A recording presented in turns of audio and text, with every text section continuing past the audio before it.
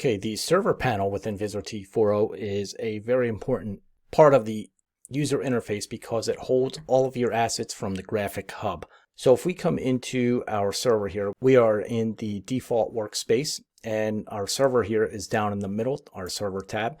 And if you just want to slide these windows up or down a little bit to give yourself more room, you can, and or as you know, you can detach the window and move it anywhere you want. But for right now, I'm just going to keep it here.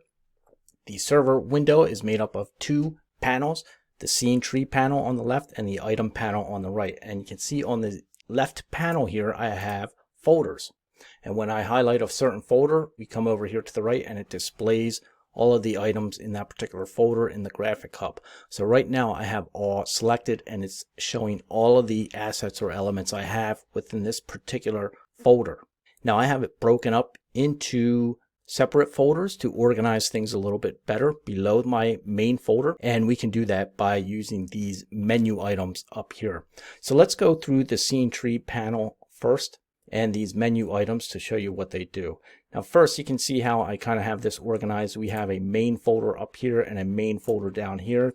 So these two are blue and they stand for project folders, which is this little P button up here. If I just click on this P and or drag it down into my server tree window here, you can see that we can give it a name for a new project, and we'll say new project, and it creates this new project folder here. Now we also have the options for folders, and we can either click on the folder again or just drag it, and we have these little guides here which tell us where it wants to go. So if we want to make a subfolder of this project, we can just drop it in there and we'll call it new subfolder. And we'll hit OK. Now I could import any asset into these folders, or I could drag other assets into these new ones as well. You can also copy assets into it by holding down Control and dragging them as well. So you can either create projects or folders with these two buttons. And over here to the right, we have what's called a restrict to working project. So whichever folder I have highlighted here, I can click on it and just restrict to that. To the right, there's also a toggle all. So if you click on that, that will reveal all the folders and projects that you have within the scene tree window here. There's also a bookmarks bar. And if we click that right now, it tells us there are no bookmarks available. So if we wanted to go ahead and add a bookmark, we could do that as well. Now, if we right click on any one of these folders or projects, we get a whole other context box here with different options. So we can also rename our project or folder from here. We can delete it. We can create sub projects or subfolders by right clicking and then selecting one of these options. We can also add a bookmark. So now if we go back and try this little star, it will take us right to this folder where we have the bookmarks. And if we come back and right click again, you can delete that same bookmark. And then we can also switch folder type highlighting to on, and also we have a show properties button here. So if we click on this, it will show the properties of this project folder. Now over here to the right, we have our items, and you can see there are individual tabs here to help organize which items we have in each particular folder. So the S stands for scenes, and you can see there's a little S down here within the thumbnail as well. This means it's a scene. If we double click it, it will open the scene and reveal it in the scene editor and the scene tree. We also have groups in here. So these are grouped items that we made within Vizrt and then merged them. We also have a folder here for materials. And you can see over here that we further divided these within our folders. So if I click on materials here, we have a bunch of folders that reveal additional materials. Now we also have a materials advanced. And this is a combination of a material, one of these things, and also of an image, one of these things. So it's a combination of both, and look for the materials advanced video to show you how to do that.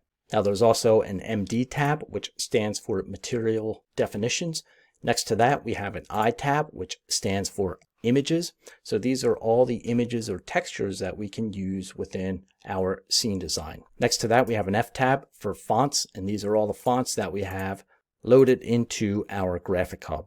The A stands for audio files, so we have an audio file in here. The V stands for video files, and the SB stands for substances.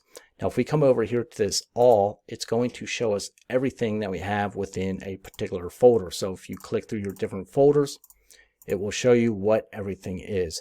Now, as I'm clicking on the main project folder, it's showing me everything in here. So you can see that we have some groups here, we have some audio, we have fonts, we have scenes and images in here. The auto folder just shows you which images currently have the most links or references to it as well. So at any time you can come over and actually drag folders into other folders, and using this little bracket system will kind of guide you as to where it goes. If it's indented like that, it's going to be a subfolder. If it's parallel like that, it's going to put it in the same logical window structure as you have it. Now at any time you can also come over into these assets and right click on it, and you get another context menu in here. So each asset in here you can right click on and get this context box, and this context box carries different options for us as well. So we could add it to a container, we could rename it, delete with all references, we can duplicate it, we can restore it, we can add as a favorite, we can delete as a favorite, we can check the image out if we need to, or scene out. We can check them both in if needed.